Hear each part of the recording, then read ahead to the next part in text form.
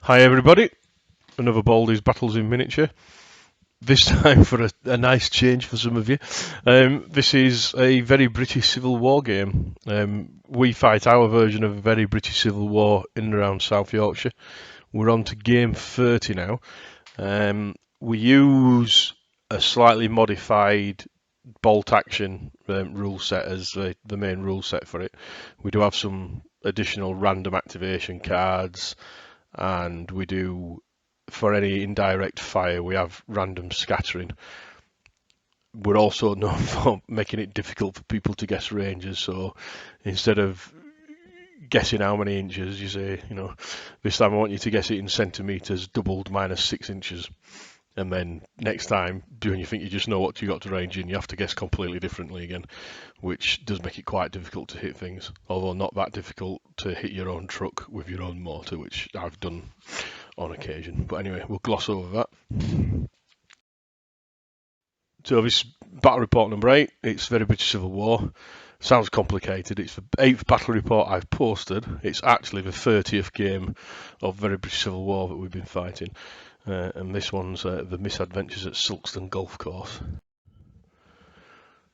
So, about 6 months ago when when I had my last game, my Commissar Kane character that had managed to survive 23 odd games without a single cut, mainly by being purely cowardly and hiding at the back, ended up dying to the hands of some Anglicans. Obviously, as Kane is immortal and clearly cannot die, he's back. Obviously, I take solace from the fact that everybody of his commanders have died about 70 times, but it's still bitter for me. So what I thought I'd do this time, we were all given a list by Andy who generates the lists, and this time we were allowed 2 units of 6. One could have an SMG or an LMG. I went for an LMG, and then a command unit.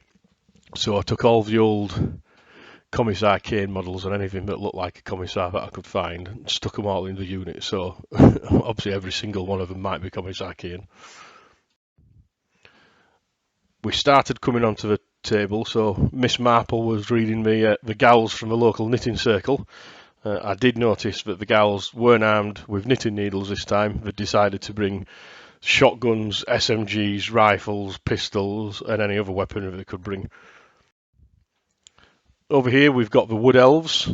It was a unit of militia, but Terry clearly enjoyed the woods so much that he spent at least 3/4 of the game in or around them for various reasons, which will become clear later. And the local constabulary had also turned up as well. We'd heard reports that there were strange flashing lights on the golf course, and there'd been noises heard, and large holes had seemed to have been dug at random locations. My forces started to come on, and strangely enough, there was a post box, or what looked like a post box, in the middle of a golf course, and obviously an unusual location. Fortunately, we've all become so scared of post boxes and letter boxes because every time anybody goes near one, something terrible happens, that this time we all kept well away from it, which may well have been Andy's plan all along. So as a local constabulary came into the area, a local reported that there was a large hole had been dug in the middle of the golf course, so the police said they'd go over and look into it. Obviously the joke was a lot funnier when Terry said it on the night. And then random things started to happen, and it was all in the same corner. So, first of all, an air raid warning came on and said that there was gas in the area, and there was an exclusion zone placed. So Terry's guys were forced a little further away from where they wanted to deploy. And then almost the very next card, it was the farmer's daughter. This time I noticed she's coming a Sunday best, but she's well known for distracting the fighting forces, sometimes holding up an entire attack. Police obviously came over to have a little look to see what was happening. They've heard suspicious rumours about this farmer's wife. And there she goes, leading an entire squad off the table completely. So no sooner had they come on, made it into the lovely woods, they turned around and marched back off the table again. Here the police at the top of the picture, it's the ununiformed detective branch, and then the other bobbies had finished looking in the hole. Surprisingly, they found a hole. We were doing lots of this. We were searching woods and finding woods. We were searching holes and finding holes. If you can find a hole, I'm not sure. Is the absence of a hole a hole? Not sure on that one. And here we go, even Commissar Canine turned up. This could well be Kane in disguise. The gals now started to advance, so they made it over into this fielded area. Again, did another search for it and found a field. So one of my units decided to start to advance towards the old golf house that has taken a bit of a battering during the war. The old cricket pavilion, the bar and the main lodge hut, all taken some damage. Now, nearly every game of any British Civil War I play, it's highly unusual that any of my guys advance, or if it is, it's unusual that they advance in the same direction everybody else is going. But these guys seem to feel brave and set off. Instantly wished they hadn't, as a large wheeling firework of explosive death started to come out from between the buildings. We had another random event card, this time shut that bloody dog up, which ends up any concealed unit is automatically revealed to everybody, which makes them easier to hit. Now, normally when these cards come out, we roll a dice, whoever gets the lowest dice, it gets activated on them. But clearly, as I had the only dog on the force, it seemed like a reasonable thing that it would be my dog that had the card played on it. So here my lead unit decides to run off around the side of the building, and strangely, they seem to get followed by the wheeling ball of explosiveness as well. Great Panjanum, I believe they're called.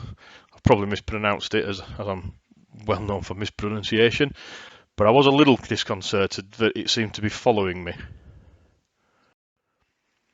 And of course, the dog decided to chase after it. That's what dogs do. So Miss Marple made it over into another bunker. Silkstone Golf Course is well known for some very difficult bunkers to play in, and the rest of the gals start moving across. Up in the top corner, the wood elves are still quite happily ensconced in their wood. And really bravely, Marple sends one of her squads to investigate the post box, which they did by shooting it. An unorthodox way to search, admittedly, but Bill is an unorthodox person, especially as all the way through this game, as in many other games. He was giving us great amateur dramatics with female voices. And up to this time, none of us had really done the dirty on anyone. Obviously, we were very unlikely that any game we actually follow what we're supposed to be doing and trying to sort that out. We just tend to scrap each other, and I couldn't resist it anymore, so I let rip and started firing at the ladies. Obviously, Stalin is wanting everybody to be equal, so that means that bullets are for girls as well. And then I'm sure Andy's rigged these cards because now a flasher turns up on the golf course and scares off another unit that run back from the front of the woods where they'd just made it, right back to the back of the woods again, where they'd been sent by the warden. Here's a scene of all the forces, well, most of the forces apart from Terry's advancing across the table. And here's the wood elves again ran back to the back of the table, so they've been scared to the front of the table, to the back of the table, to the front of the woods, to the back of the woods. Gas is sent into the front of the woods, the flashers made them go to the back of the woods, and the farmer's knife has made them march off the table.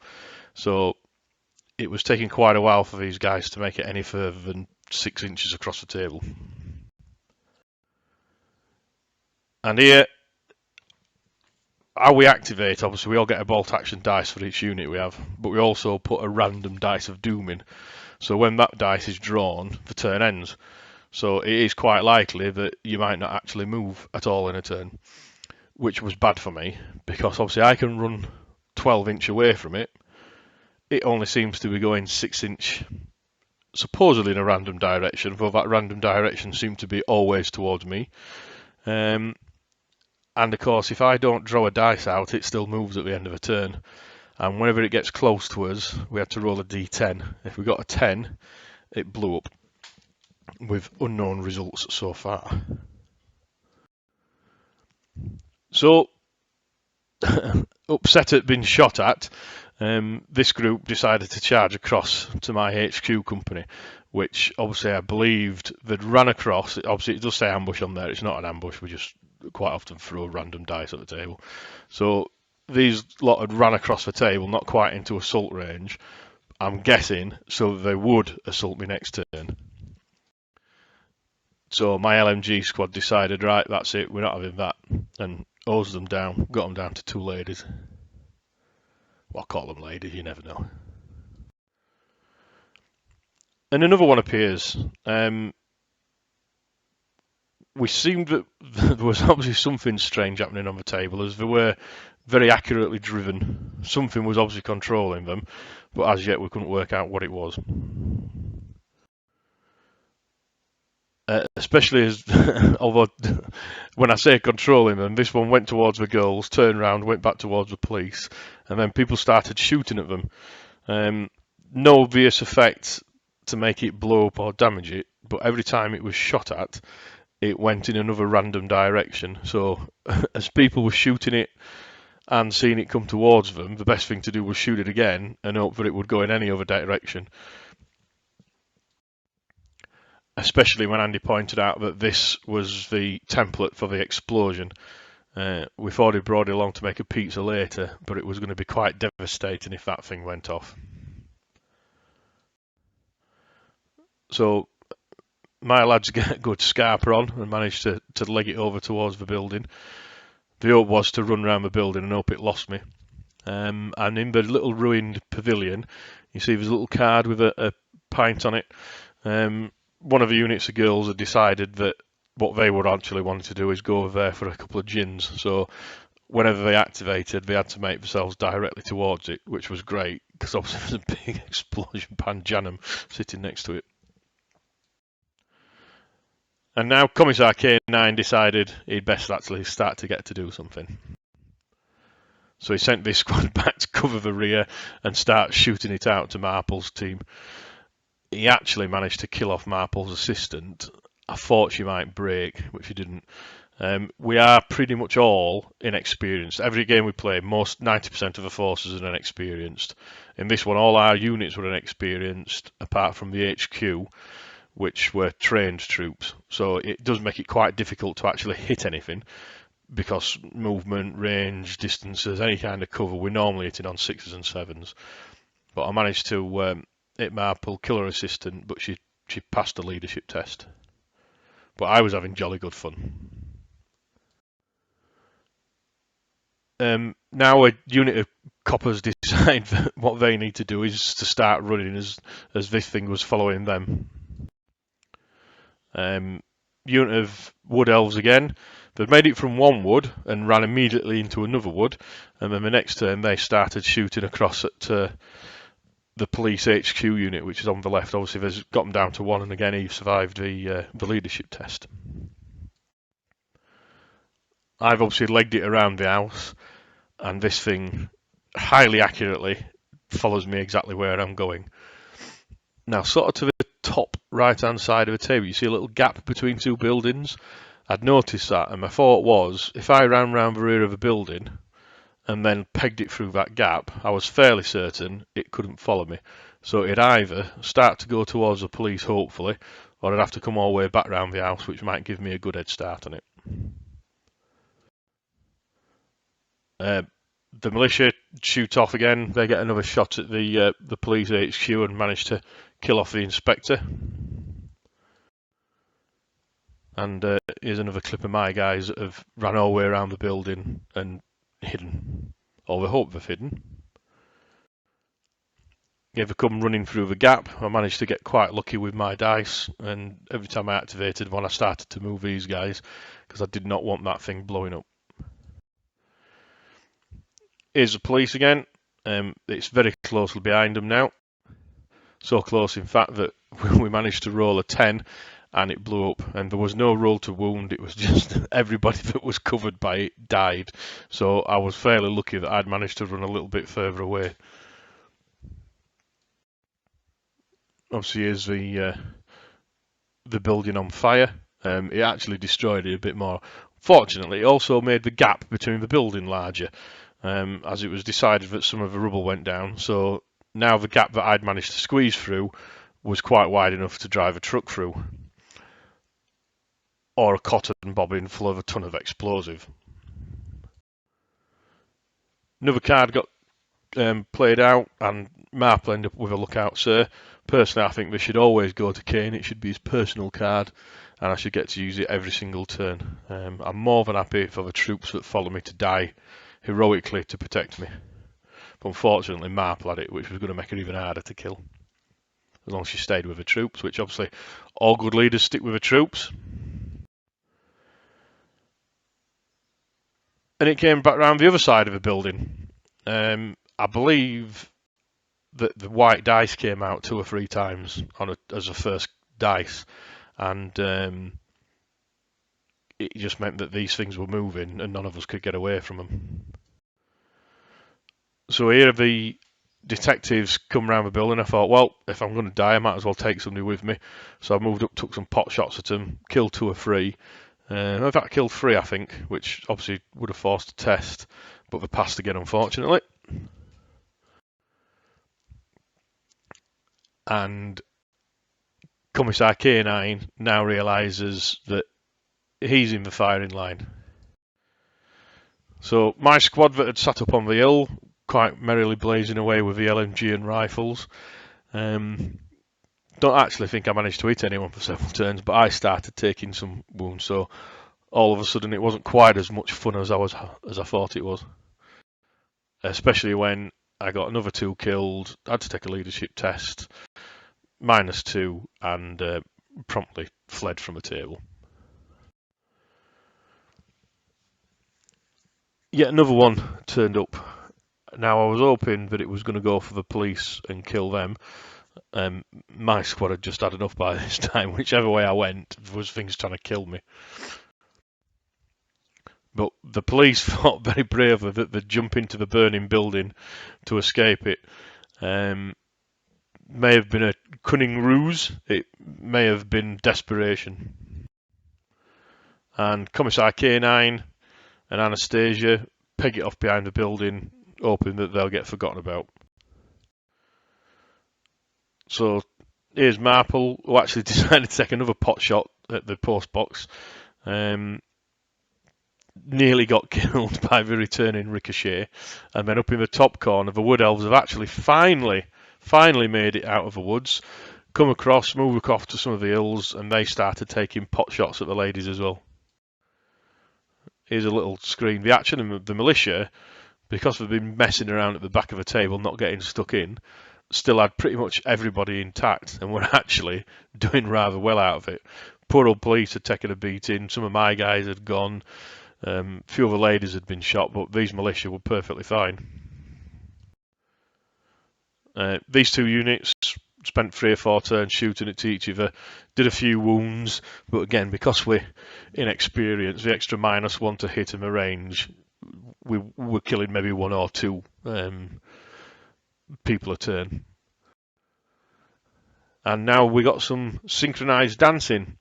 It obviously was absolutely clear somebody or something was controlling these, as they're now lined up perfectly, and 1 each went towards the ladies and towards the militia, obviously clearly intent on blowing them up.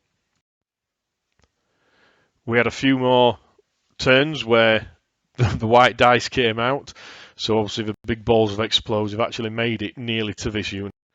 And this one part right in front of the girls, which obviously, as you can see, some of them look a little bit shocked. Rolled a dice, and Marple decided that the best thing she could do was to peg it and run as far away from it as possible, leading her troops to die. But fortunately, or unfortunately should I say, unfortunately for me, fortunately for the girls, it proved to be a dud. So even when a 10 was rolled, It didn't blow up, and they all survived. Boo. This one over here never actually made it to the militia, and it's now chasing over after the HQ unit. Until it turned around and started going back towards the girls again. The last of the detectives, the one next to the yellow dice, had made it round the side of the building, started to do a bit of investigation, but they'd forgotten that my HQ were hiding behind there, so I pegged it around the corner, took a couple of pot shots at them, which obviously surprised them, and the actual uniformed policeman was a random card that came on. It was supposed to randomly try and move a random unit on, but obviously we decided, seeing it was a policeman, he actually went over and got the detective sergeant and gave him an hand. So, things as last Panjanum starts making its way towards the girls again. It wasn't looking good for them, or so we thought.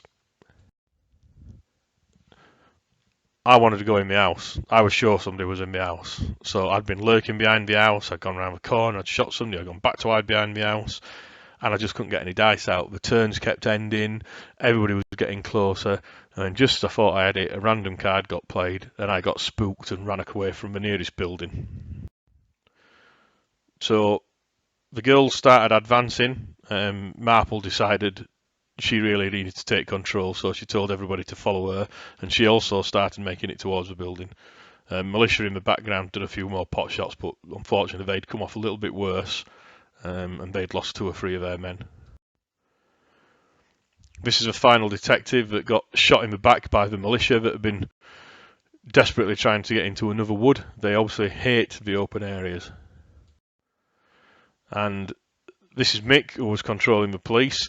Obviously, after being shot by the militia, I'm fairly certain he was dying to laugh out loud when this Panjanum started going towards the militia. I can almost see the laser beams from his eyes as he's magnetically drawing it towards them, hoping it blows up. Here the girls decide to start running as the HQ go over to try and rally those 2 militia at the top. Not quite sure what happened there. That's interesting. And just as I got upstairs and managed to find a Boy Scout that had been controlling all this stuff, a firing line had formed surrounding the house completely. So it felt like an episode of Butch Cassidy and the Sundance Kid, and I knew as soon as I came back out of this house, I was going to be dead. Now, what I should have really done is immediately shot the Boy Scout so that nobody else got the benefits of what turned out to be a scientific advisor. So in future games, whoever got this Boy Scout out would get some scientific advice. And I normally like to think, if I'm not going to get a benefit from it, I'll make sure nobody else gets a benefit from it. So really, I should have shot him or thrown him out of a window. Obviously a horrible, nasty thing to do, but yeah. This Panjanum started coming over and chasing over some of the militia. And at this point, Marple sent one of her teams in to assault me in the house. I'd just made it from the top floor down onto the bottom floor. Again, that took me 2 turns. I could have quite easily shot the Boy Scout and just hold out, hope that everyone had run away. But unfortunately, Marple sent the girls in. I did manage to kill a couple of them, but they wiped out my squad, so that was me gone as well. And Marple's ladies managed to get hold of a Boy Scout. They passed her on to Marple, and Marple promptly ran off the table, or made an evacuation with her new Boy Scout anyway. It was obviously Bobber Job week, and he decided to go and help the old lady. And with that, the game came to an end. Yet again, it was an absolutely amazing game to play. Really good fun, very British Civil War. I'm guessing most people who are going to be watching this already play it. Anybody who turns up and ends up watching it and has never played very British Civil War, go and check it out. It's really good. It's more of a concept than a rule system, and I never have so much fun playing a war game as when we play this, because it's all backstabbing, double dealing, random events, utter carnage and chaos every single time, which is just the way I like it. So if you've made it this far in, thank you very much for watching. Hope you enjoyed it. Probably makes a little bit of a change from DBA, seeing as that's all been playing recently. And thank you very much.